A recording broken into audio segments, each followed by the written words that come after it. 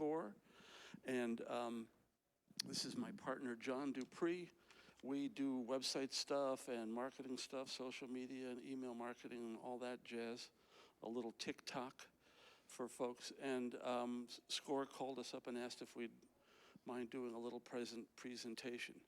Before we get into it, can you flip that one more time? Oh, and we wanted to thank the Westport Library for having us. SCORE is a terrific organization. Do any of you guys have counseling? Are you guys doing counseling? Ro, you are? Anybody else? It's kind of amazing. You know, they say there's no such thing as a free lunch, but it actually turns out there is. I went down there and said, you know, my business is doing just fine. I'm consistently losing money every year. I'm really not sure where this is all going. And he said, well, you know, do you have a business plan? And I remember saying, what's a business plan? Brian said, this is really kind of sad, but we're going to see if we can't work with you. And sure enough, after a little bit of time, it turned things around. The business seems to be paying the rent, right? Yeah, a little bit more. We get coffee, too. Yeah. We'll flip to the next thing. I just wanted to show you guys how to get some help from SCORE. You can fill out a form online. You can leave a business card with the folks that are here. And did we hand out packets? There may even be a little form to fill out right in your packets. But I recommend it strongly. It's been very helpful to me. Oh, sorry. Okay. And anybody who would like a copy of this presentation, we move fast. We're going to go through this thing rather quickly because it's a lot of slides. Not much words, you'll be happy to hear. But as a result, we might be flying past stuff that you'll want to be able to retain later on. And a great way to do that is get a copy of the deck. The only thing I ask is don't email me in November and say, I had a really great time at your presentation. Would you mind emailing me that? Because I won't even know what presentation we were talking about. Come to think of it, that's true of tomorrow, as a matter of fact. But anyway. So what is content marketing? This is a really interesting field. In my business of marketing, a lot of folks haven't really even heard of it. So that's what we're going to talk about tonight. And it amounts to basically grabbing the good ideas you've got and recycling them. John, you want to talk about that a little bit? Yeah, so we hear a lot of buzz talk happening now about content marketing, but it's been around for a long, long time. Back in the early 70s and 80s, you would hear people that would have the infomercials, and you would listen to Late Night and Home Shopping Network would come out, and they were showing how things were working and so forth, and all of that was content. They would then very quickly turn to, this is how you buy it, but the first part of it was all the content, and it was really explaining what was happening and all the people who were happy with how the product was used and so forth. When we got into the internet, they took that same idea of content and said, okay, people want to be able to learn about all this information themselves. We're going to make it available to them. You can watch your YouTubes, you can download your white papers, you can follow your blogs, you get your emails. You educate yourself until you realize this is the best product in the world, and then we'll show you how to buy it. So, okay. Oh, Lord. I don't want to read off of this thing. Where did this one come from? Huh. I thought I copied it off the internet. Oh, okay. All right. Maybe an easier way to go about this would be to tell you guys a quick little story, and that might help illustrate content marketing. Way back in the earliest days of the internet, there was this brand new platform called YouTubes. And some handyman, I think out in Wisconsin or something, said to his wife, somebody was looking at this thing on YouTube's, and I think we ought to put something up on there. And his wife said, all right, like maybe we do like a how-to video. You know, I'll shoot it with our home video camera, and then we can figure out how to put it up on that YouTube's thing. And he says, okay, great idea. So they get a ladder. He says, I'm going to show people how to remove a bee's nest from underneath the soffit of a house. This is something people call me about. So he puts the ladder up against the house, and he climbs up the ladder, and he's talking to the camera. His wife's holding the camera, and he says, now one of the things you really want to be sure of doing when you're going to clear bees away is you want to make sure you're doing this at either sunset or ow! you know, and he says, anyways, sunrise or sunset, sometime when the bees aren't as active, and you take one of these little mat knives and you can, ow! He goes like this, and he starts scraping, and he goes, ow! And he loses his balance, and the whole ladder teeters over off the house, and he goes smashing into the shrubs. And his wife is filming the whole thing, and she loses it completely. She just is laughing hysterically, and she's got this really infectious laugh, kind of like that Wookiee woman that became a meme. And so they thought, all right, well, that's that. And then somebody said, well, go ahead and put it up on the internet. So they did. And this thing went crazy. It caught fire. They got so much attention from showing it wrong that they thought, well, all right, let's try another one. What we'll do is we'll clean out a clogged toilet. You want to do the next slide? So we'll clean out a clogged toilet. We'll show everybody how to do that. And of course, the inevitable happens, right? He's plunging and snaking and stuff, and he goes, no, that should do it. And he flushes it, and this whole huge backup comes flooding up out of the toilet and floods the bathroom, and his wife loses it again, laughing hysterically. And they put that up on the internet, and now he's a phenomenon. He's one of the very earliest YouTube phenomenons. And business just explodes. So let's unpack that for a second. If you're a handyman, there's two things that you want to show. One is absolute rock-solid competence, correct? And the other one is you don't want to teach people how to do the stuff themselves. You want to tell them to call you so you'll go and do it. So this guy's marketing was exactly opposite of what every marketing and advertising company in the world will tell you to do, which is always talk about your product or service, always prove your authority and competence. And in fact, it was exactly the opposite. So what he was really communicating was his knowledge about the thing, right? So essentially what content marketing can be boiled down to is you're really turning yourself into whatever it is that you do, into a knowledge merchant. You're offering what you've got between your ears for free to the world.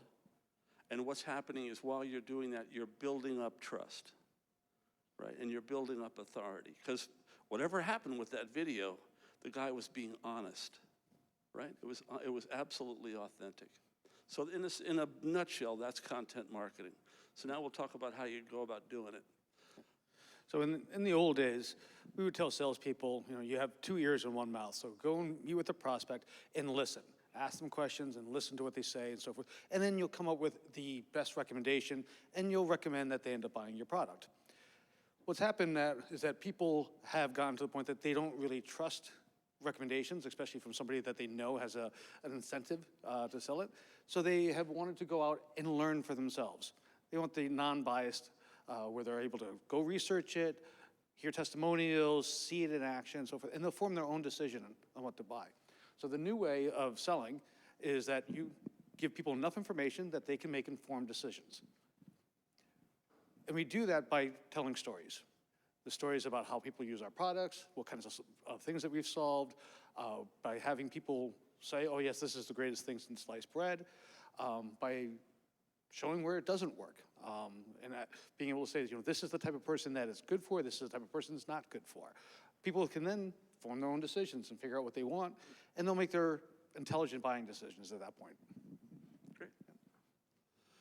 So one of the things we talk about is the 2 rules of marketing, and one is authenticity. And by that, I just want to explain that I don't necessarily mean that you're being absolutely rock-solid honest every second. Sometimes people can be painfully honest. But what is important is that authenticity. If you don't believe that it's perceptible, I just could give you a quick example. They did a study of late elementary and early middle school kids, and they were texting each other.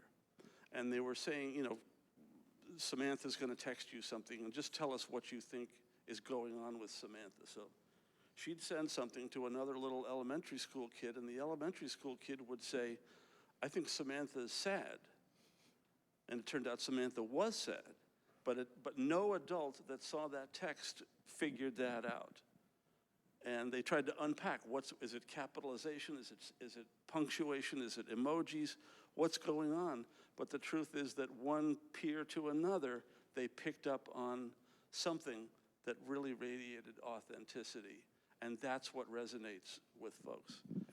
And you probably have had times when you have met somebody who maybe had different views, different opinions than what you had, but you knew that they believed in them fully. And you could respect that they believed in it fully, even if you totally disagreed with them. You probably also have run into people who agreed with you on everything, but you knew that they didn't really believe it. And you didn't have the respect for them. So the first thing for content marketing is you need to be authentic, even if it means that you're going to be telling some hard truths to people. Yep. And this is just the idea of what really builds up trust. And this is one I would just recommend. We can go right past it, but you'll see it on the deck later on. And looking at that, trust issues and how to communicate it is really important. One of the things that I've learned is that I am the single worst judge of how to do this stuff for my own business. I've got to turn to other people who aren't me, who aren't, neck deep in all the stuff that I worry about, and who have a completely unbiased opinion. And it's really important to do testing of all of your marketing stuff before you send it out, even if it's to family members or what I call a brain trust, your circle of professionals, or even family members and teachers and anybody that you respect. Yeah. And we'll bring people in who are not in our peer group. They're not our potential market, and we'll ask them, when we're presenting this, whether there's an ad or a slideshow or video, what is the feeling that you're getting from that? So we'll do a little bit of testing. That's actually where social media came from. People would post things onto social media and find out how many people actually liked it or didn't like it. And from there, they'd be able to say, okay, then my message is getting across. You take it too far and you say, my message that they want to hear is getting across. So we want to be very careful when you're conveying trust. Don't assume that, just because I said it, they're going to trust me, or just because they want to hear what I have to say, that they're going to trust it. Okay. And then the other aspect of our second rule of marketing is providing a service. And we don't necessarily mean that in an altruistic sense. We don't mean, delivering food to the needy or homeless people. The idea is that you're meeting some kind of a deep underlying need. And whatever you're delivering, it has to be of value to the person you're delivering it to. Many of us were in business because we need to feed our family, we need to pay our mortgage, but if it's going to be well received, it needs to be what is it for the client, for the customer, and what's the service that we're providing to them. You changed these all. John wanted me to leave Maslow's hierarchy of needs out of here, and I understand, but I do think it's helpful to sometimes to articulate what we're really delivering, because we might be meeting needs that actually have nothing to do with what we're selling. Nothing obvious to do. Okay. All right, I beat it to death, I know. Wow. Okay. All right, so a lot of times when we talk about content marketing, people will say, oh yeah, we already do this. We have a social media gal, and we send out a newsletter and through email and so forth. So our content's going out there.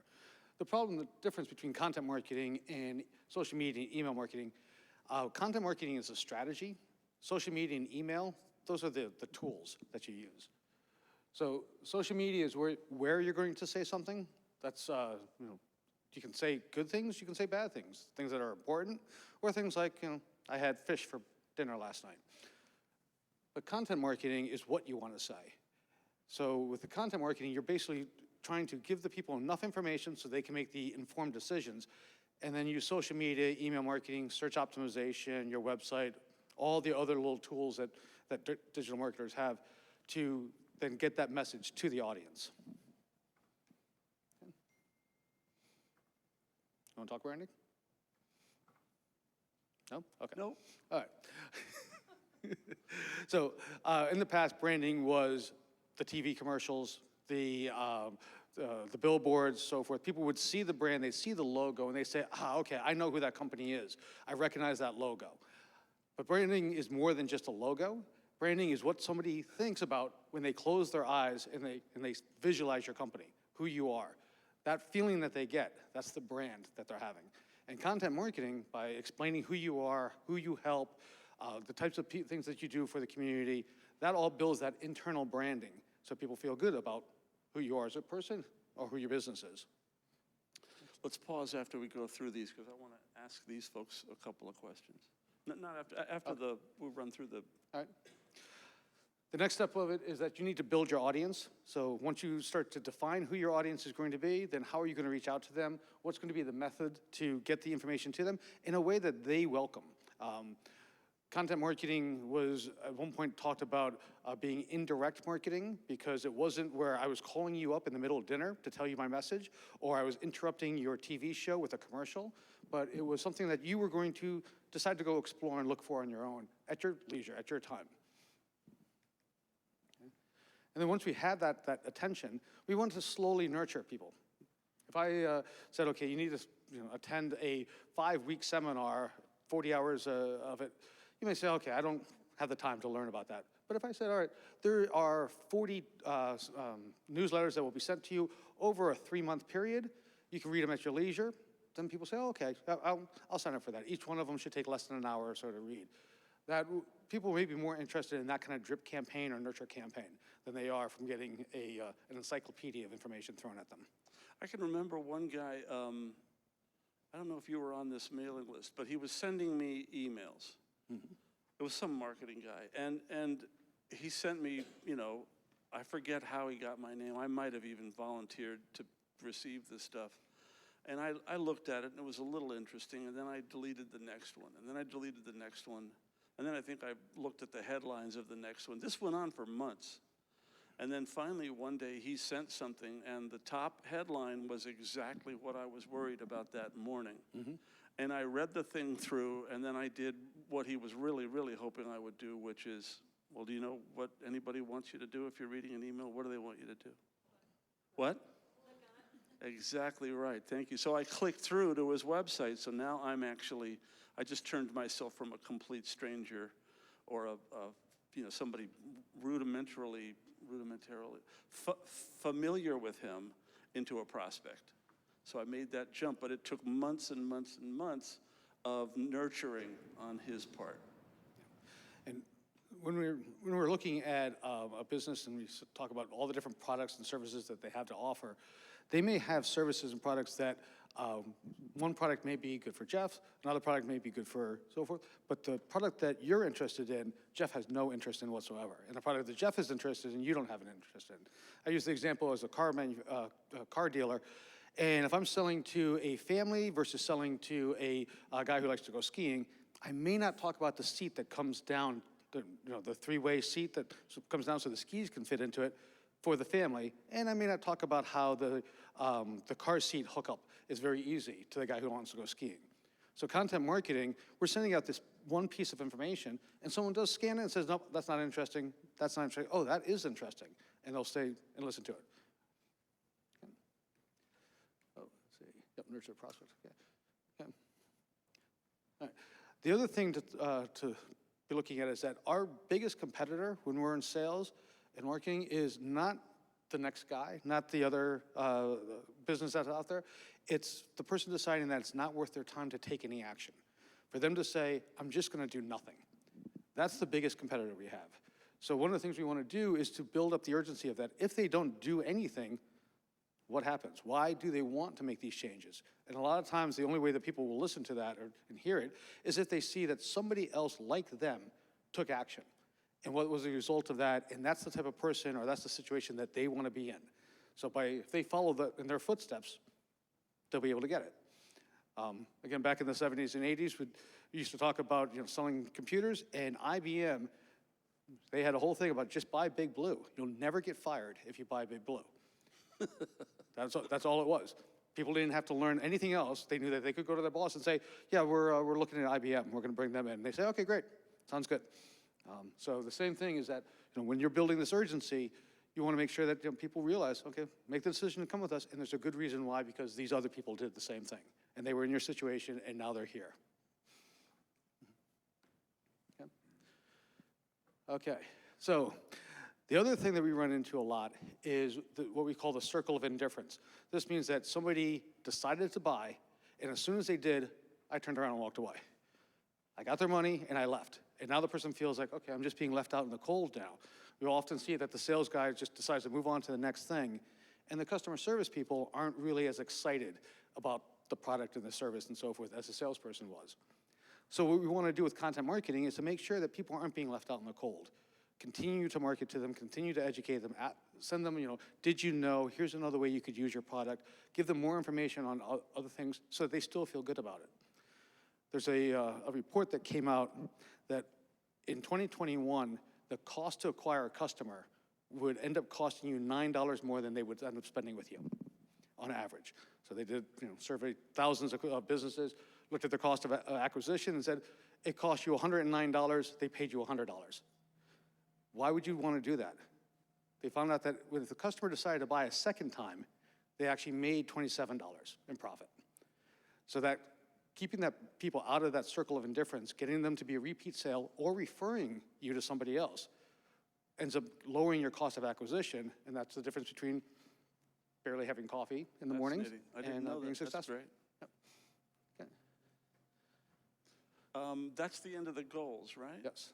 So I just wanted to find out from you guys, one of the things you might be experiencing right now, I don't know, is this is all a lot of really terrific theories. I'm trying to run a business here. I don't have 17 people to manage my social media marketing.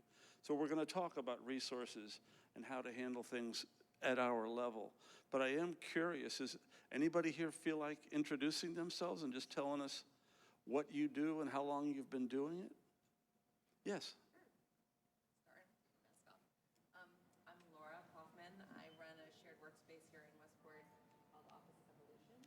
Called what? Office Evolution. Office Evolution? And we provide shared workspace and offices and co-working and small business services to small business. Fascinating. And how long you been doing that?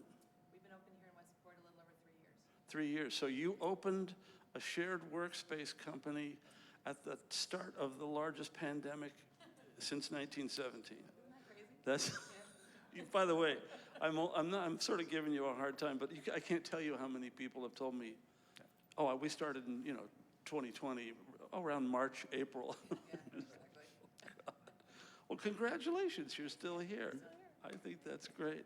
In 2021, the shared workspace area has taken off.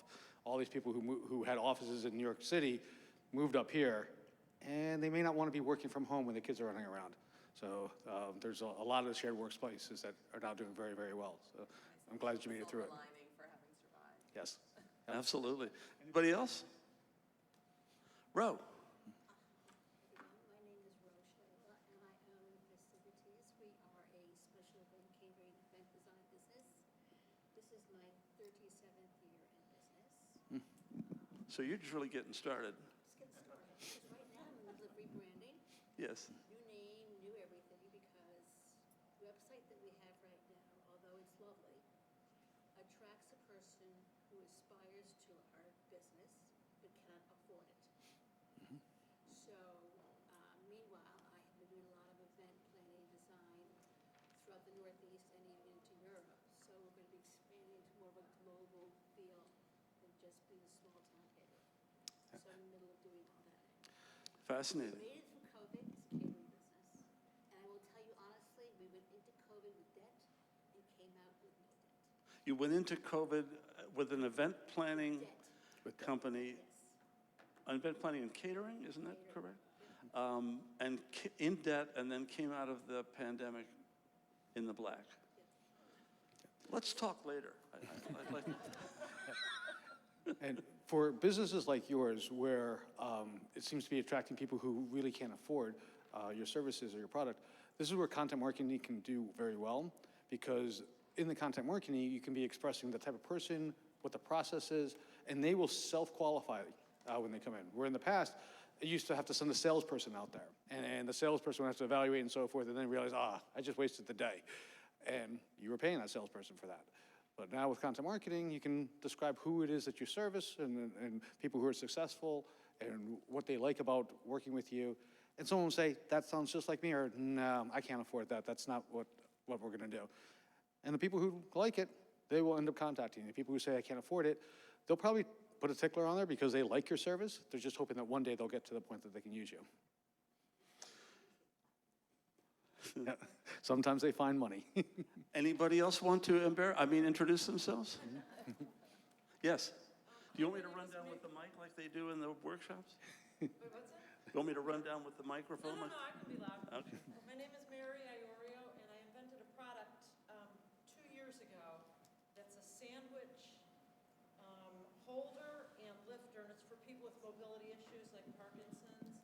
And it's a very niche product to be sold to convalescent homes and or hospitals. The VA, I would love to get in with. And it holds a sandwich, and as you push down, it pushes the sandwich up so that you can eat a tier and then push down and more of the sandwich will be revealed. And it was born out of, watching my own dad who did not have Parkinson's, but he had had a stroke and it was very different. There's a lot of ailments for which, you might not have the best use of your hands. So it was easy for him to hold it and just, hit it down on the table to pop it up more. So I'm getting a patent right now and getting the prototype made.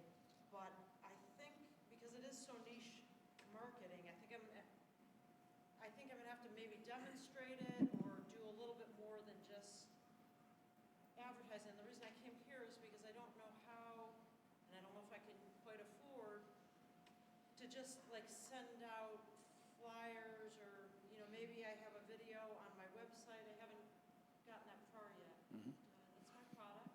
That's fascinating. And if anybody knows any buyers at rest homes, let me know. So- Okay, Give you a- interesting. So you said 3 years ago?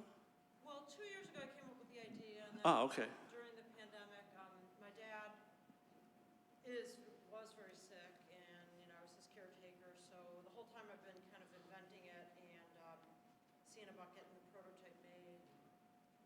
Okay.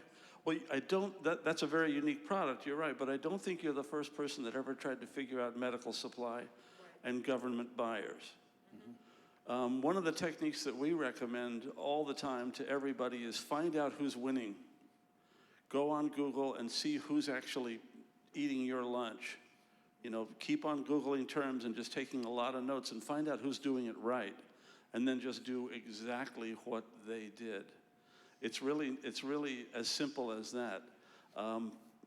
Optimizing a website, optimizing your social media, planning out your content really carefully. I'm not suggesting you plagiarize. I'm just suggesting take a look at the guys who are ranking on the first page in Google and see what's up with that. That's such a niche market.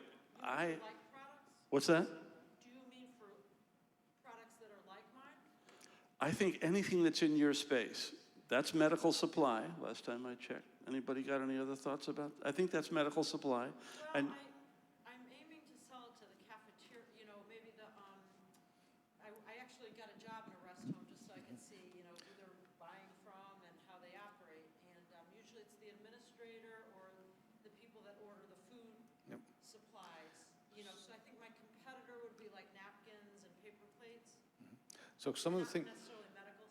I don't know. I don't know the answer to that exactly. It's a disposable But there's product. insurance companies, there's government buyers, there's Medicare qualification. I tried to start a wheelchair design company and lost my shirt because we didn't really understand. We had the greatest thing on 2 wheels.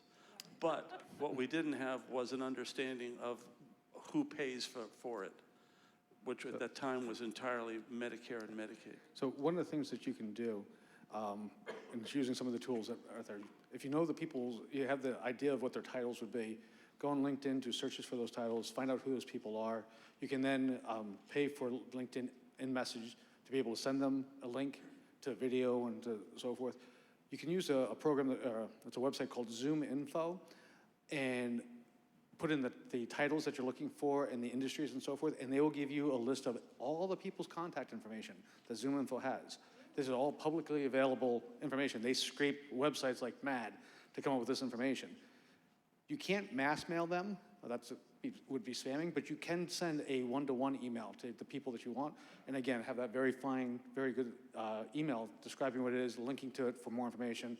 You can put little trackers on there to figure out whether someone's opening it or not, or what they're doing, and then from there, you're able to build up your target audience.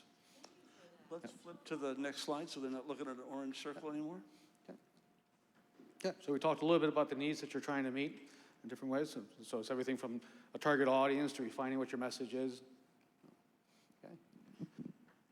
Now, when you talk to clients, they may say, I'm looking for this. I'm looking for a drill. I want to be able to get a drill with a half-inch bit on it. Really what they're trying to say is that I need to drill a half-inch hole. So when you're talking to clients about what it is that their needs are, or when you're describing your product, describe it in terms of what it does, what it solves, because that puts it now in their perspective. Okay, what is it I'm looking for? I'm looking to get this end result. They may not realize that your product will be able to get them there. Like, I love that IBM analogy, because you could go nuts trying to figure out what need you're meeting. You're making a product that solves the needs of giant database crunching, high-speed output, interfacing with tons of departments worldwide, blah, blah, blah, when in fact what your need might be is just don't cost the guy his job. That's all he actually cares about. And so now all of a sudden you shift your whole marketing plan towards that need, and then you're coming really a lot closer to somebody's heart. Okay. All right. So we're going to talk a little bit about platforms and implementation, and we'll get into some more conversation about resources and how you get all this done. Content marketing is an incredible tool. It's not so easy for sole proprietors and small businesses to pull off. I don't know how many of you here have a social media specialist where you just turn to them and say, do me a favor, put this thing out on LinkedIn, maybe repurpose it and put it out on Twitter, and let's do a Facebook post real quick, and then compose an email for me. Chances are pretty good you're going to go home utterly exhausted. It's 9 o'clock at night. You've been working since 6 in the morning, and you're trying to figure out how to get this all done. So what we're saying is, we're not telling you you've got to do all of this stuff we're talking about. We're trying to give you a big picture matrix, if you will. But all we're saying is just push a little bit. Just try one thing more than what you're doing right now. When I do this stuff one-to-one with consulting, one of the things I find is that the biggest enemy that sole proprietors have isn't the task, it's fear. I'm going to blow it. I don't know how to do it. I'm freaked out. I don't want to make a fool of myself. Again, underlying needs. So all we're suggesting is just push your limits just one notch more, like waking up on a Monday and saying, by Friday, I'm going to send out a LinkedIn message directly to somebody who does this. And one of the reasons why marketing and content marketing is not so simple any longer is we're all being bombarded with messages all the time now. More emails and more communications happening than there ever was. Again, back in the old days, 70s and 80s, we used to talk that it takes 8 contacts before somebody remembers you and such. And it was really that you wanted to make sure that you were staying in contact and giving them that message so they would remember from the last time to this time. And you could do that over about a 6-month period. Contacting somebody 8 times in 6 months, they would remember all the way through. Now, if you haven't contacted somebody within 3 weeks, they're not going to remember the fact that they saw your message 3 weeks ago. So now we talk about, okay, it's going to take 7, 8, 9 times for them to remember the message, but you got to do it a lot faster so that they're able to get it. But not too fast, because then they feel like you're kind of following them around and being sketchy. So it's a fine line that you have to dance to get there. Okay. And one of the things that we do is the first thing is we'll ask, is there enough of a justifiable audience for the effort that you're going to have to put in? Whether that's your time or your energy or your money, with the audience that's available, what's called the total viable audience, is that going to be worth it enough if you became the #1 person in that space to justify the time and energy that you're going to put into it? It's amazing to me how often people say, oh yeah, absolutely, the market is huge, and they're only going to get 1% of it. And that 1% that they'll actually get, that's their viable market, doesn't come anywhere close to the cost justifications. Okay.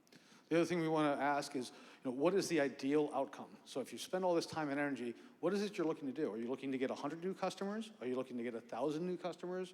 Are you looking to make a certain amount of money out of it? So 100 customers buying it at $1,000 each? Or are you looking to make a certain amount of profit out of there?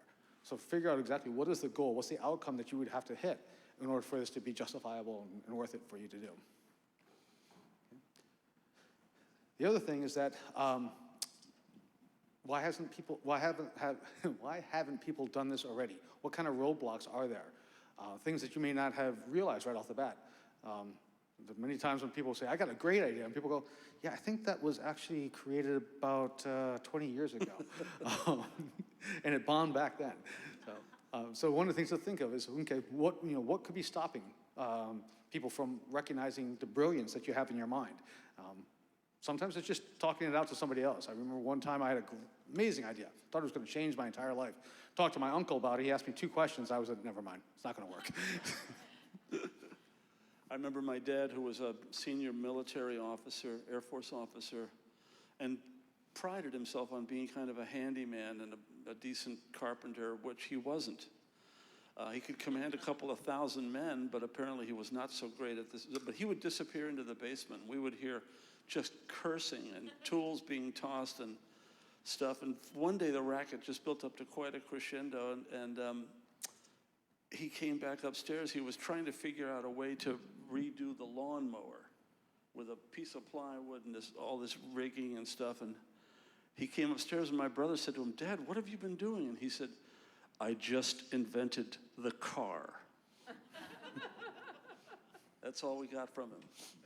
So one of the other things to think about is, what is the cost if this fails? You don't want to, unfortunately, don't want to put all your eggs in one basket and say, yes, I'm going to dive into this head first. You got to be committed to it, but test it. Do a lot of testing before you really start throwing all of your life savings and everything into it. Okay. Once you decided, yes, it's worth it, there's a viable audience, I'm able to overcome these hurdles and so forth, I can accept if it fails. So what resources do I have? How much time do I have to dedicate to this? How much money do we have to put to this? Think about all this stuff before we get really into the writing, into the content marketing and so forth.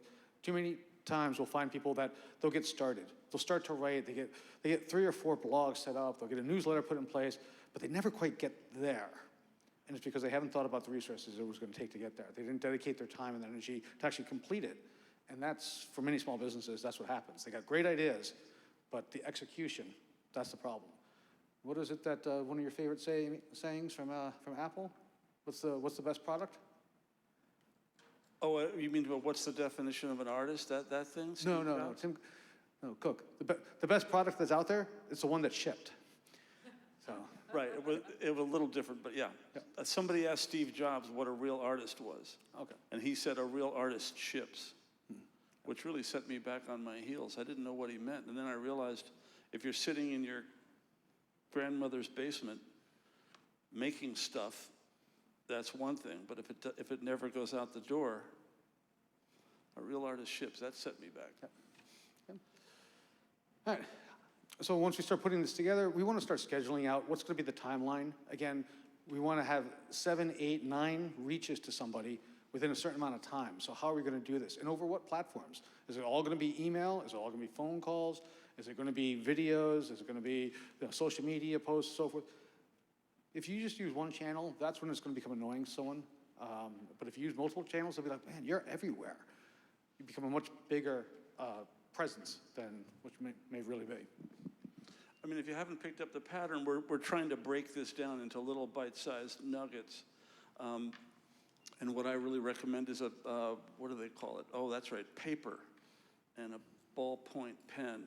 And just sit down and map this stuff out one little piece at a time. What am I going to spend? How much time do I have? Which places am I going to put it? Don't worry right now about what you're going to say. Just, how, when, what am I going to spend on it? What happens if it goes wrong? And what we have found is that most solopreneurs that we work with, they're running the whole thing by the seat of their pants. I remember I was with David Albright, was my score counselor.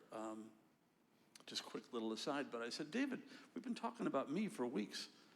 What do you do? And he said, oh, I'm retired. And I said, well, what did you do before you were retired? He said, I was in the baking business.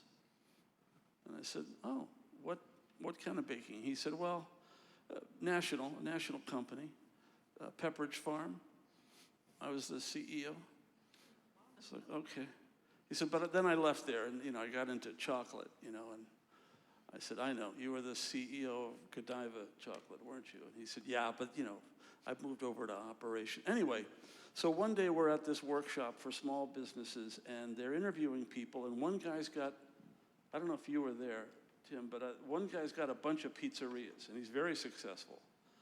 And they were talking about the importance of planning this stuff out and having a business plan. And he said, I got this far without a business plan. Why would I want to start now? And David leans over to me and he says, the nice thing about not having a plan is you can never be disappointed. And it just, I was like, it's as if he hit me, because I realized that's why I don't plan. I don't want to disappoint myself later when I look down and say, you didn't hit your goal. So if I don't write anything down, I can't possibly let myself down. So we'll start off with trying to figure out who's the target audience, who's the most viable audience for you, what's your total viable audience, and who do you really want to be going after? Because we want to make sure that the content marketing is very personalized, so it goes directly to the person. That's what resonates with people, for the authenticity, for the trust that you're trying to establish. You want to make sure that you're talking one-to-one with the person. And the easiest way to do this, if you've already been in business, is to say, okay, who have been my past top 10 clients? Who are the ones that made me the happiest, that I made them the happiest, that I love doing business with them? And you may say that, I don't really have 10 clients that I loved doing business with. That's okay. Start thinking about, well, who might you like to have done business with? What type of person was it? And put together, what is it that the problems that they had? How did they realize what we call pivot points? When they realize suddenly, oh, I have a problem, and there might be a solution out there. What solutions do they see? What is available? Do Google searches all the time. See what's available. Do TikTok searches. Do Facebook searches and so forth. See what people are talking about for this type of problem solving. Find out what's out there and what is the message that they're hearing. Because what we want to be able to do is differentiate ourselves just a little bit. We want to be able to have the same message, because that then builds trust. Oh, yeah, I've heard this, but then there's a little bit more. There's a little something different about how we're doing it. And the people that we're reaching, our target audience, goes, I like that. That's different. And that's what they want to jump onto. It's a great technique. It really works. Yeah. If you try it seat of the pants, you end up doing shotgun marketing. I'm not really, specifying. I'm not narrowing down to a target. I'm just going to spread the word all over the place. And what I found happens is you end up with that famous Woody Allen saying, which is, we lose money on each one, but we make up for it in volume. Yeah. So in order for your target audience to make the decision to go with you, what type of information do they need to know? They probably need to know that, yes, it does solve the problem that they have. They need to know how much it costs, what's the delivery time going to be, how's the process happened, can they afford it? Are they going to be happy afterwards? Are you going to be there afterwards to take care of any situation they have? So you try to put yourself in their shoes and say, in order for me to go from point A to point B, your client, what do they have to know in order to make that decision to do it? And that starts putting your basis of content marketing together. These are the messages that we want to somehow convey out to them. And we do it by talking about, first there's the general audience, and as they learn about you and start to like you, they become followers. Eventually, they have learned enough about you that they say, okay, I'm going to buy from you. I'm going to give it a try. It could be a trial. It could be a buying of zero cost if it's just a trial or a demonstration or so forth. But eventually they say, okay, this works. I like this. And if they really like it, they become evangelists. They go out there and they start talking to everybody else. Oh my God, this bakery that I went to last night, they were amazing. So it's free advertising. It's free advertising. Free advertising, yes. Yep. Yeah. Well, did we get rid of the earned, the 4? I don't think so. It's in there. It's in there somewhere? Okay. We'll talk more about free advertising and when you have earned advertising, what that's all about. Okay? So one of the other things is, will your audience be satisfied? Does anybody know what pink sauce is? Do you guys know about pink sauce? Okay. So pink sauce was made by a Florida woman, right there, we get an idea. And she promoted it on TikTok. And it was this amazing sauce that went on anything. And it was made with dragon fruit, and it was all natural, no refrigeration, no nothing. It sells for $20 a bottle. And it took off. People were buying it like mad. And then they started to talk We're talking about millions of dollars in sales. And then they started talking that some people were complaining that it wasn't consistent. Last time I bought it was this time it was this. Started to smell bad. The FDA started to say, wait a second, how are you binding this together and it doesn't have to be refrigerated? Usually the binder is some kind of mayonnaise or something like that. The ingredients, people tried to duplicate it to see if those ingredients that she had listed were really there. Nobody could duplicate it. And so she's had to back off a little bit and said, okay, this took off a little bit faster than I wanted it to. And she's getting FDA approval now and so forth. But there's a band of people out there that will never buy pink sauce again. And there's also a band of people who will never not buy pink sauce, Yes. no matter how much it's exposed. Right. Yeah. Okay. The other thing we like to talk about is, what would your audience be? How would they feel if your BHAG, your big, hairy, audacious goal, the promise that you have in the back of your mind of like how great this is, what if that was actually achieved? What if they actually got that? How excited would they be? How happy would they be? And so forth. And if they are not jumping off jumping up and down and screaming from the rooftops that, oh my God, this is the best product ever, we need to continue working on what your BHAG is. Because it needs to be something that's so exciting that no one would ever stop talking about it. You have any idea where we are in the presentation? Because we're at the halfway on this time. I don't know. Okay, I don't either. Yeah, I'm not used to doing it this way, but that's okay. Me neither. Yep. So we'll talk a little bit about the buyer's journey. Okay. So the buyer's journey, again, we talked about what decisions, what information does a buyer need to know in order to go from point A, I got a problem, to, oh my God, I love you, and I can't believe that we haven't met sooner. What are each of those steps that happen? What's their buyer's journey that they go through? So a lot of times they're going to gather information, they're going to ask questions, they're going to bounce it off of their family and friends, their influencers in their life, and find out who they are. So we want to be able to market to the influencers as well. Using the IBM story, one of the reasons why people could say, hey, I'm buying IBM. What just happened? You just shut it all down. Huh. Something happened. I stepped on the floor. Oh, I see. This wouldn't be a John and Jeff show if there wasn't some technical difficulties. Okay. Tell us where we are with this. Yep. Yep. So one of the reasons why people were able to say, oh, I'm buying IBM is because IBM marketed to the non-decision makers, not the technical engineers. They marketed to the CEOs and the stockholders and those about how great IBM was and how many people, how much data they crunched and things that they were able to do. So that when the junior engineer said, I think we want to ask IBM to come in, the boss went, absolutely, let's bring them in. How far are we? Great thing to bear in mind when you're creating any content at all is what we like to call a conversion point. A lot of folks in the web world understand this and social media, but a lot of folks who are just marketing themselves don't. For instance, if you send out an email, let's say it's got a picture at the top and a headline, body text, a link to the website, another picture. So the question we often ask ourselves is, what's the conversion point?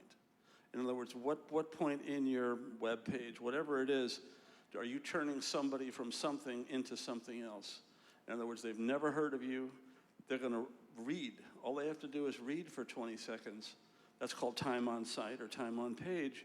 You've just converted somebody that's never heard of you into someone that has. And if they click on something, now they've become a prospect. And if they ask for more information or they actually engage you, they're a client, and that kind of thing. So a really important question to ask yourself anytime you're preparing content is, what's the conversion that I'm looking to make here, and where is it within my content? Usually with websites, we say, if there isn't a conversion point, there's no point in putting it up. Yeah. So one of the ways that we'll do this is that we'll create a slideshow or a series of web pages, and each one will have a next button on there. It will take you step by step. And we'll say, okay, if somebody goes through all 10 of these slides or all 10 of these web pages, that's the equivalent of them having an hour sit down with our salespeople. So they've been pretty well educated. They understand our product and so forth.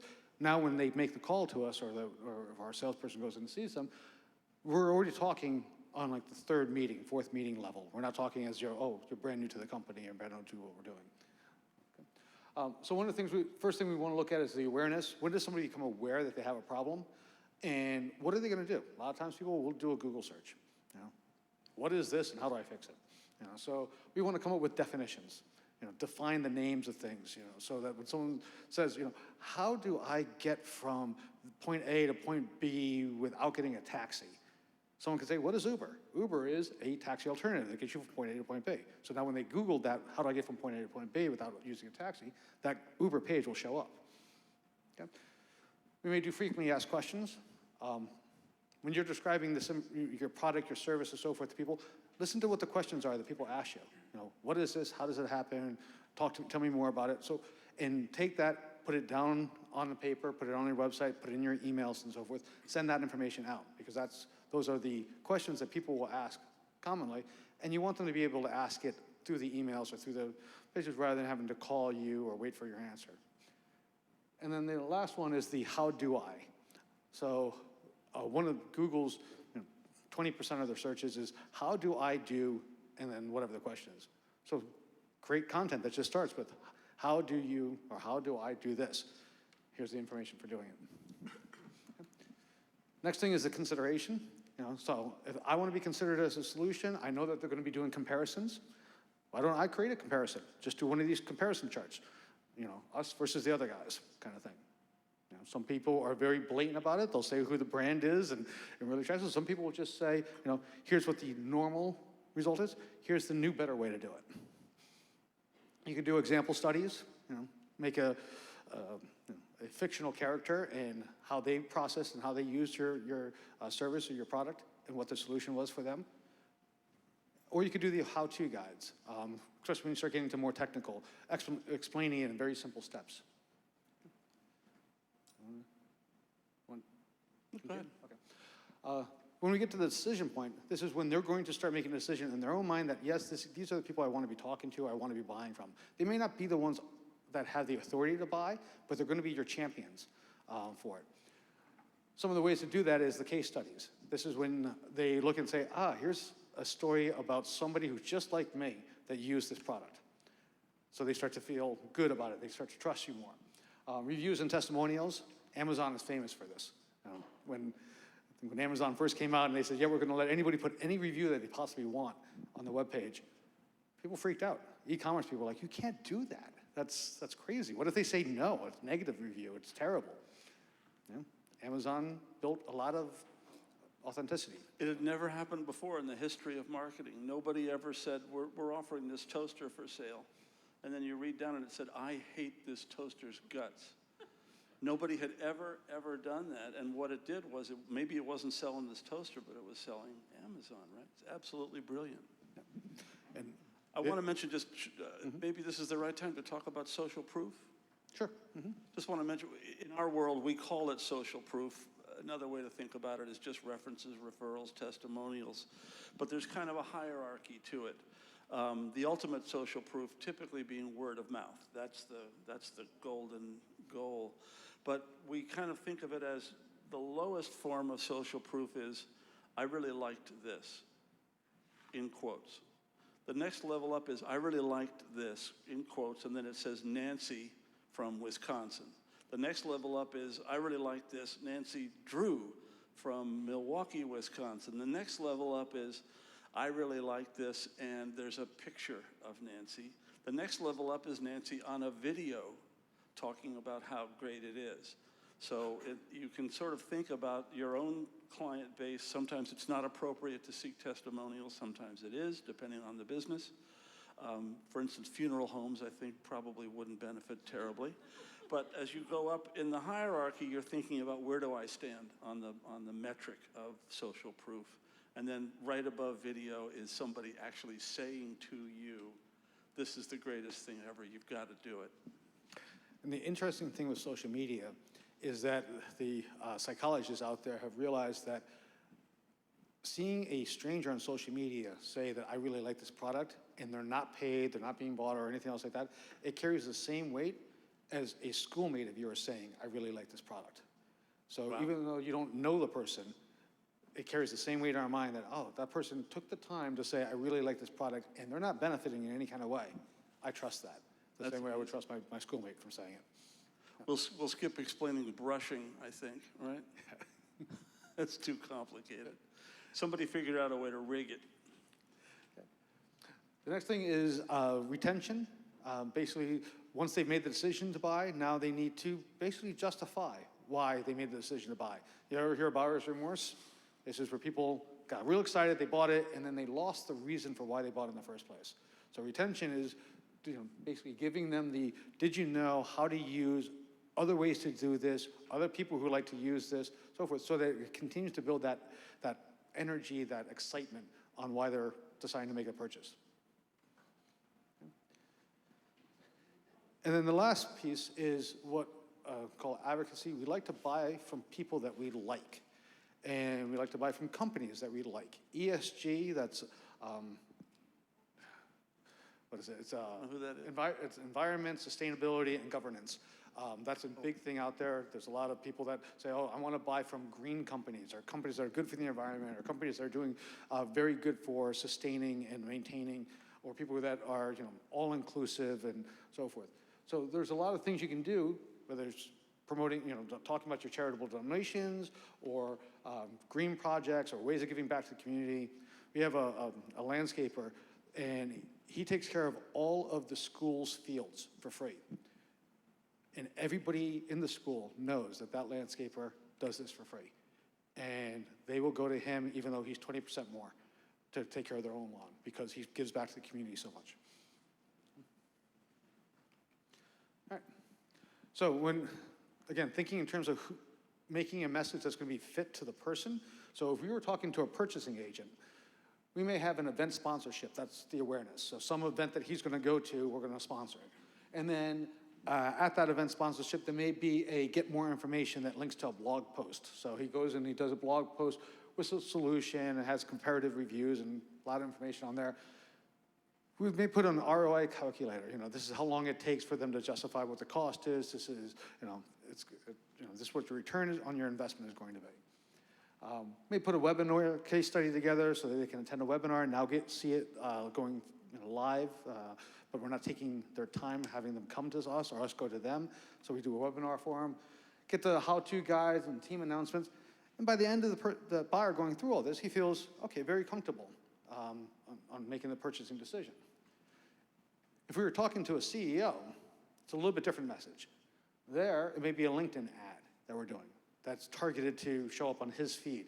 And that links to a white paper that has scientists or names behind it that he can put some trust in.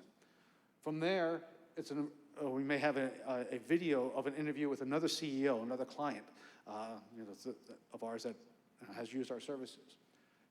We again have that ROI calculator because CEOs like the ROI. They like to know what the return on investment is. We may make it a little bit simpler for them than we do for the buyer. We have the case studies. We may send them out a request to feature them in our next study, or interview them for our next case study, or interview them for a TV show or so forth, giving the CEO that recognition of, oh, okay, they respect me. They want to hear what I have to say. And then we may do an article on outreach. So what that means is do an article that's going to go out to his peers that happens to mention him or mention the product, so that his peers start talking about this product that they saw or that they heard about or so forth. So a little bit different message than how we did it to the buyer. By the way, one of the resources I'd really recommend are the business librarians here at the library. They're incredible. And they have access to databases that I, for one, had no idea even existed. I just learned to walk in here, go up to a business librarian and say, I need, the names of the guys running the companies in New England who are billing more than $500,000 a year, that blah, blah, blah, blah, blah. And they've got the ability to hunt this stuff down. It's incredible. So take advantage. Now, in addition to all those other steps, there's what we call the pre-awareness. This is addressing the audience before they realize that they have a problem. And you'll see that this will happen, one of the examples we'll use is Red Bull. Red Bull is an energy drink, but they do a lot of event promotions to people so that the people who would be interested in energy drinks would be excited by those events, and through there, they would become aware of who Red Bull is. Oh, it's an energy drink. Oh, what is an energy drink? And they go through that way. Hold on, sorry. I can't see this thing. There we go. Okay, here we go, Red Bull. Okay, so Red Bull is an energy company, and what they sell is the feeling of energy. So Red Bull has wings. Everyone's probably seen that commercial and so forth. Rather strange, doesn't really jive with me very well, but the people who like Red Bull, who are excited about it, they think that that's pretty cool. And they will go to these car races and these boat races and all these places where people are doing high extreme things. That's the right audience. And so Red Bull has put together all these events that they sponsor and they promote and they spend a lot of money on to figure out, who's going to be the audience that they can market to. It's brilliant branding. If you think about it, if it doesn't get you worked up, Red Bull won't have anything to do with it. Yep. Okay. Another group out there. Let me just interrupt and say we're behind on our slide advancement. So that's And it's my fault. But very normal. We should, I know, we should try and. We'll go quick. So Rip Curl is basically they're a clothing manufacturer. And they do a lot of touring blogs and events and so forth for, people who are going to be wearing their bathing suits and wearing them and so forth. And that's how they promote their clothes. So they find the right audience because people are interested in tracking their blog, and eventually they become aware that, oh, those are some of the clothes that these guys were wearing in the picture. I want something just like that. This is your favorite company. You can talk about them. This was an outrageously successful campaign that Warby Parker did. And it was actually the first time I became aware of inviting folks to post on your platform. Yeah. So what they did is they would send out invitations, take a picture of your pet wearing our glasses and put it up here, and we'll see who gets the most likes. Right? It's brilliant. Okay. Superdrug, they also did an invitational. In this case, what they did is they took a model and they said, graphic designers throughout the world, adjust this model so that she would meet your country's standard for beauty. And they got all kinds of feedback coming from there. And from that, they said, you know what? Beauty is all in the eyes of the beholder.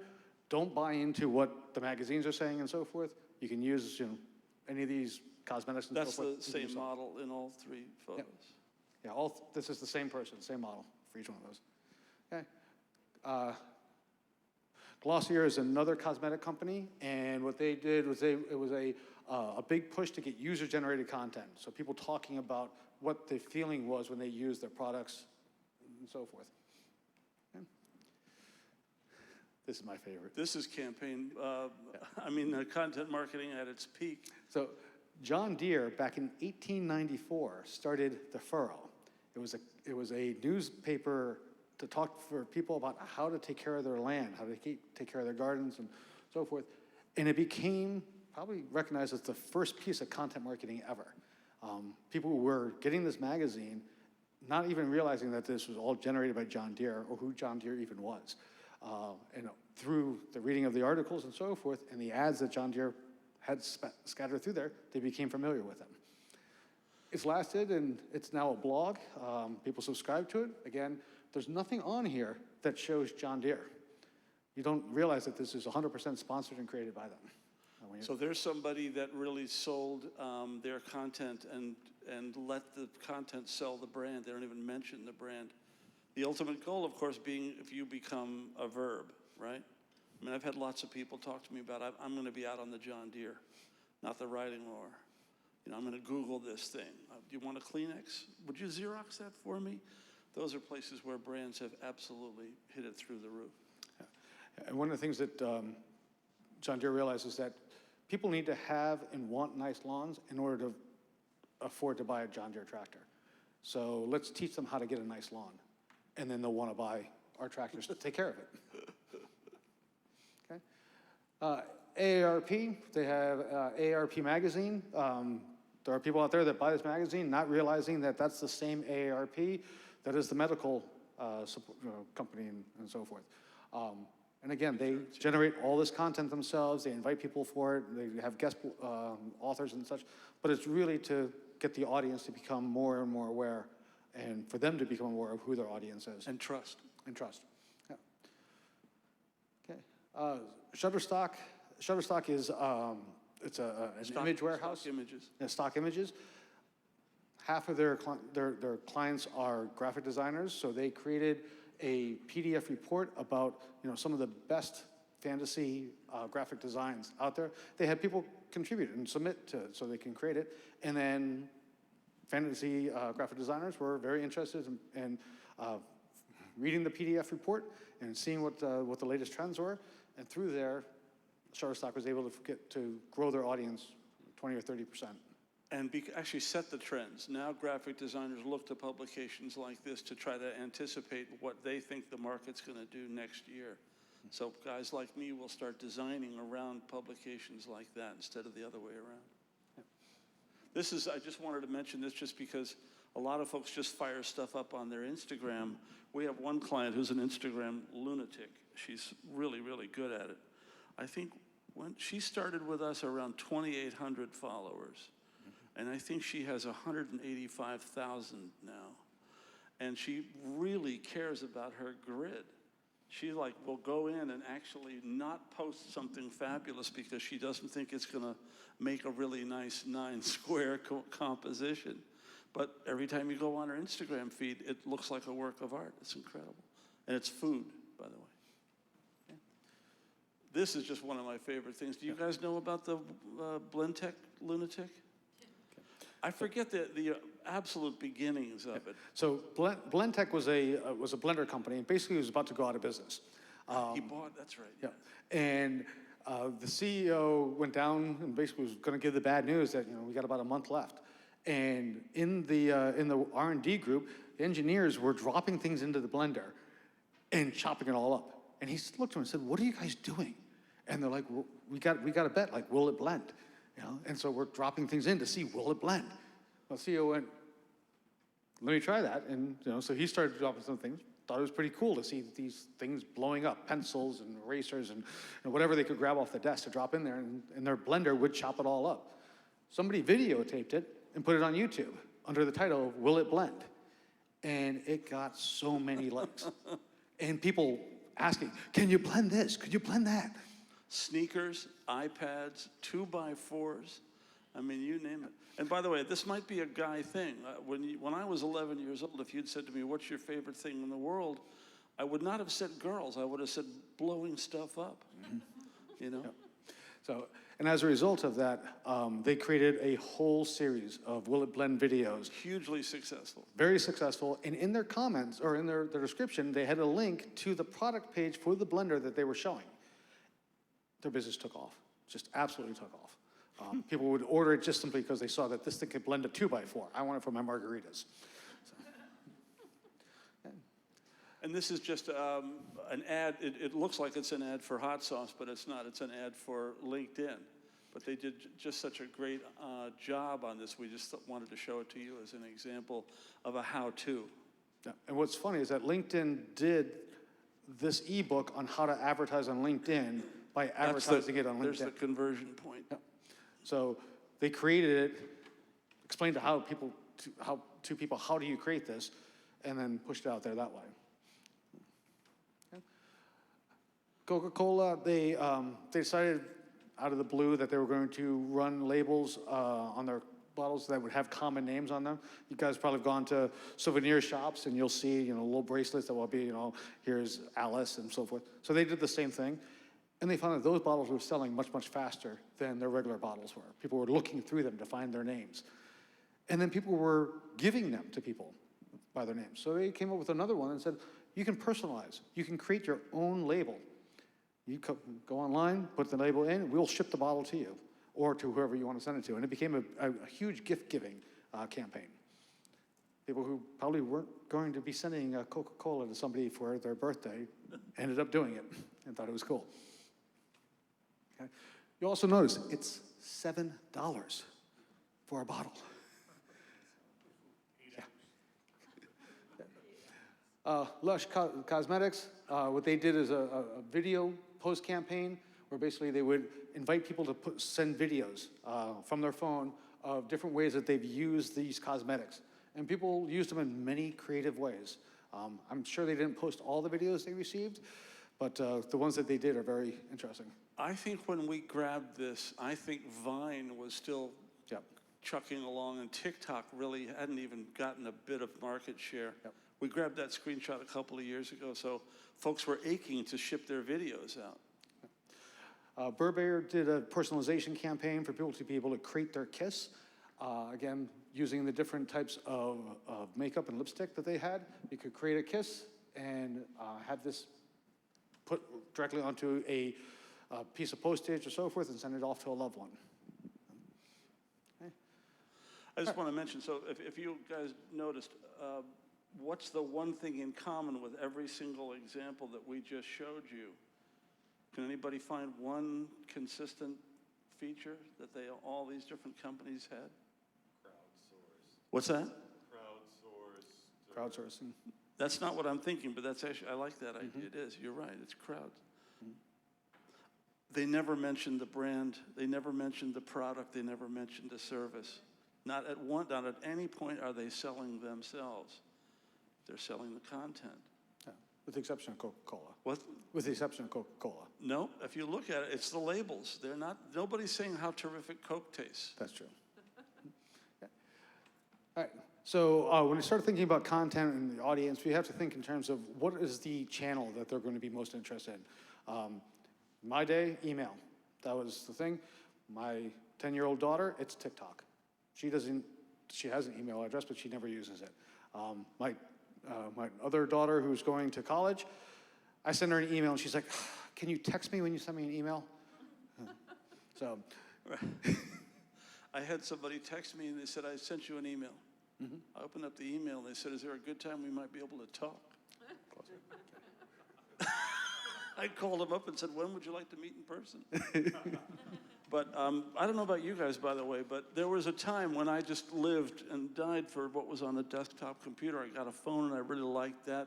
I started attending conferences and stuff, and then I started really reading a lot of online news and consuming papers, but then I realized YouTube was really fun to look at.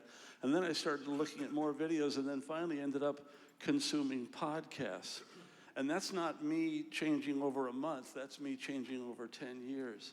So you might think, well, a certain platform is going to reach a certain audience, but the audience has changed too.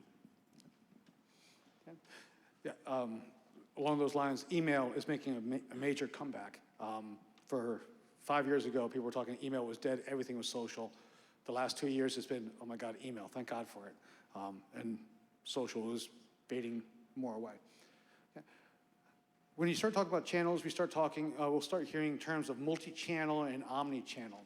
So multi-channel, that's where we take a piece of content and we use it across multiple channels. So the same message is being sent out,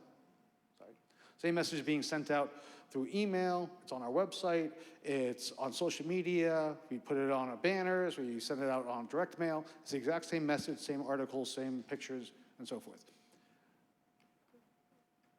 Omni-channel is when we continue the message across different channels. So most people are familiar with Netflix. I can watch it on my phone, I get home, I can stop it, I can go to the TV, turn it on there, continue watching the show. That's an omni-channel experience. Amazon uses it as well, where you can start doing a purchase on your phone. They'll actually remind you, oh, you had something in process, and you can, on your desktop, decide to go in and take a look at it again and decide to purchase it. One of the ways that we'll use it is that you send an email that will start the story and then direct them to the website to continue the story, that little read more tag. And then from the website, it may go to YouTube for them to see the video. So that's also omni-channels. We're going from one device or one channel to another. What we want to do is we want to make sure that we're using the right channel for the right type of product. Instagram and Facebook used to be all images. Now they are converting more and more to videos, or emulating TikTok. YouTube used to be 2-minute, 6-minute, 9-minute videos. Now they are coming out with YouTube Shorts, 30 seconds or so. So we want to make sure that we're using the right medium for who the audience is on the channel that they're on. Right. Some of the ways for still images, especially on blogs, emails, things like this, infographics, data visualization, anything that would take 1,000 words to explain, see if you can get into a picture. Video, using on your podcast, on your links from your emails to YouTube or Vimeo, online conferences, live events like this, they're videotaping it. They'll then take this and put this onto their website. They'll then promote it through email and so forth, and people that we've never met will come up and say, man, I loved your presentation. Thousands of people, I'm sure. Yeah.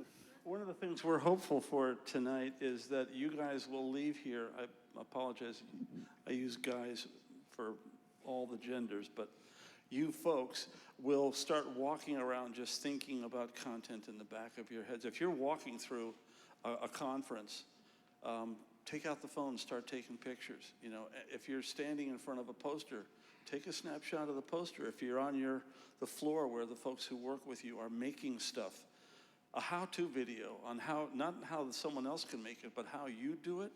Folks love the making of. So if you start putting this thing front of mind in terms of your entire experience all day long, you'd be surprised at the amount of content that jumps out at you. And all you have to do is capture it and send it out. One of the best shared social media posts is a behind-the-scenes picture of somebody actually building or making the product, and they're unaware that that picture's being taken. It's not staged or so forth. People love seeing that very random or very rough cut. Candid. Candid, thank you. Candid picture. And especially if you then have tagged the person or the person says, hey, thanks for catching me on that Friday, it just goes viral.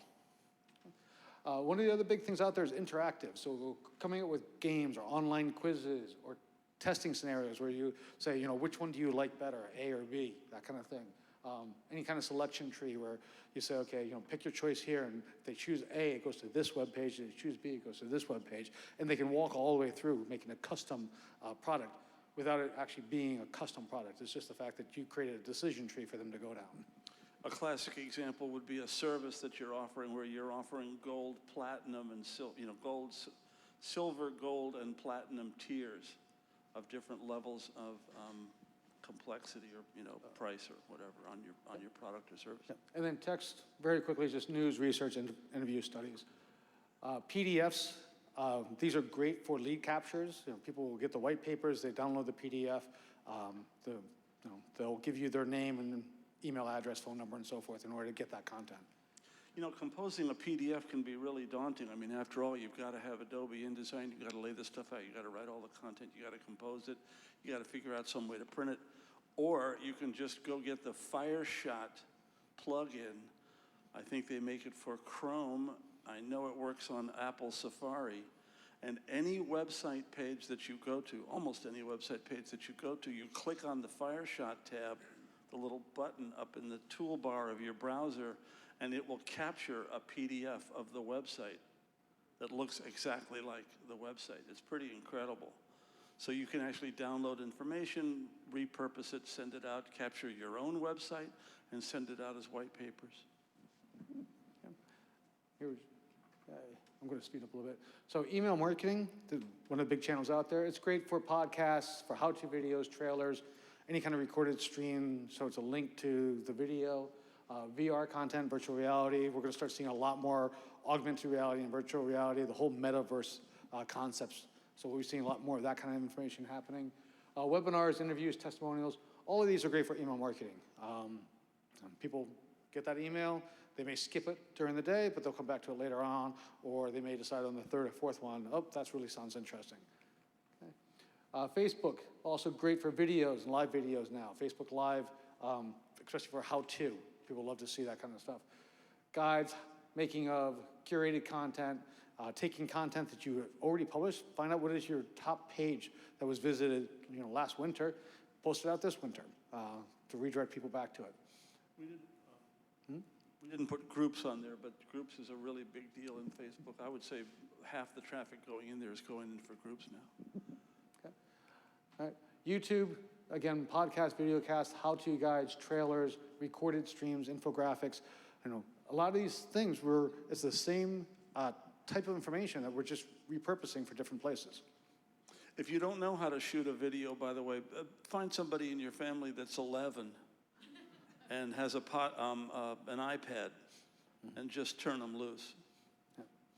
Ebooks, this is a little bit more of long-form content, a lot more writing, maybe have some graphics, some infographics, things like that are in there. Okay.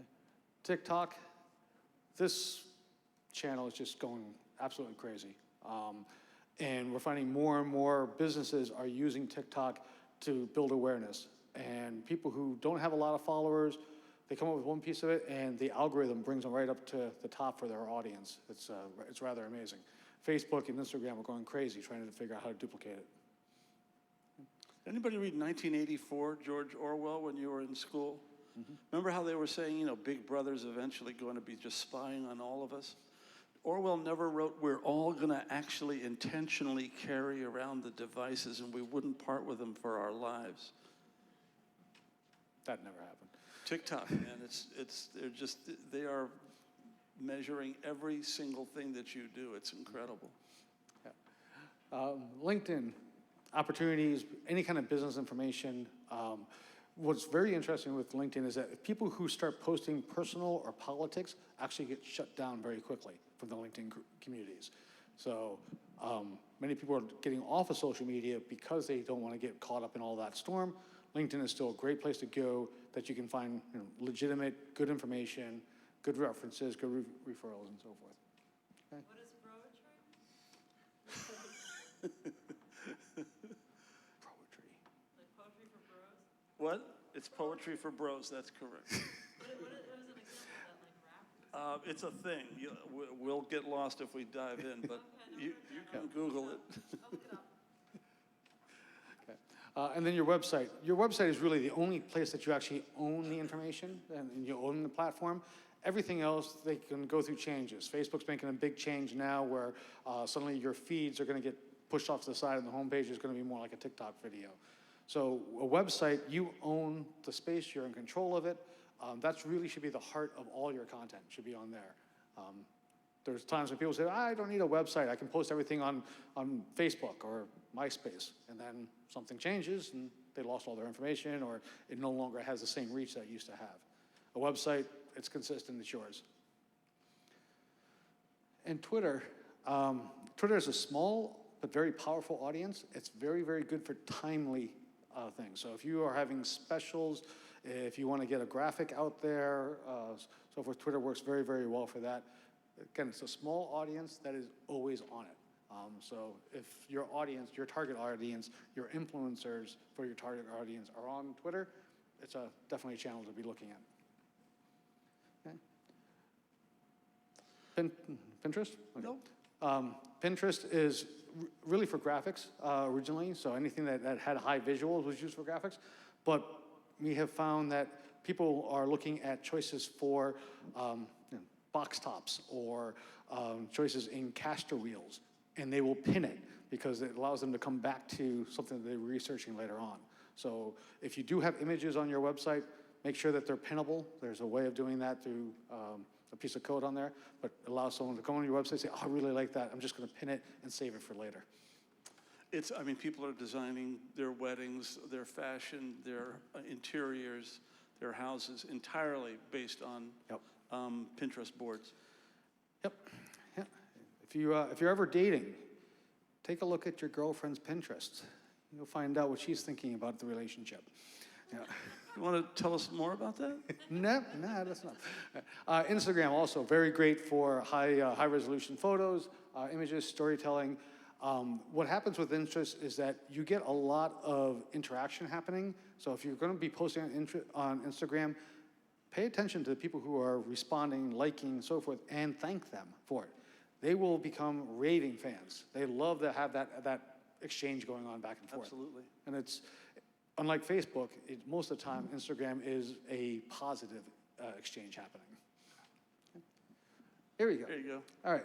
So when it comes to different channels, there are your paid channels. These are your ads that you're using. You know, you're paying someone to push the content out there. You have your owned. That's your website. You own that channel. You can do whatever you like with it. You have your earned. This is where you've generated good enough content that somebody else is going to promote it. They're going to give you a great review, a testimonial, they're going to talk about it word of mouth, and so forth. And then you have your shared. Your shared is when somebody is doing it because they just think that you're great. Or they may not even be or they love that post, yeah. Yeah, they love that post. They may not even be a customer of yours, but they just love the concept. They love what you're doing. This is where a lot of that community effort will come in, and people will talk about your company even though they're not clients or even know your service. We're only here. Okay, sourcing ideas for content. Oh, this is so great.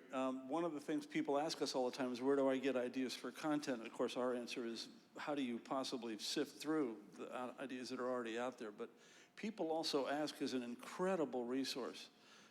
Just type into Google whatever it is that you do, or whatever service or product that you offer, and hunt down, you'll see people also ask. And so these are actually incredible tags for ideas for you to generate content. And it doesn't just have to be a service. You can put in your category, and you'll find out the types of questions that people are asking about your category, or that Google recognizes your category as an answer for. I wish we had time. Sometimes on the longer formats, we'll do something like just ask somebody in the audience who has a laptop, and somebody else to say, this is what I do for a living, and they'll type that in.